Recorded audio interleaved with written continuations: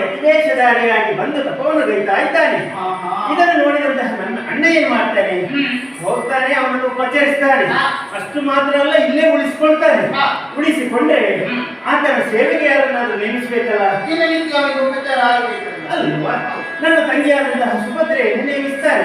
ನೇಮಿಸಿದ ಅಂತಾದ್ರೆ ಅರ್ಜುನ ಮತ್ತೆ ಸುಭದ್ರೆಯಲ್ಲಿ ಪ್ರೇಮ ಕೊರವಾಗ್ತದೆ. ಈ ಮನೆಯಲ್ಲಿ ಸುಭದ್ರಾ ಕಲ್ಯಾಣವಾಗ್ತದೆ. ಈ ಮನೆಯಲ್ಲಿ ಆಗುವ ಆ ಕಲ್ಯಾಣದ ಚಂದವನ್ನು ನೆನೆದು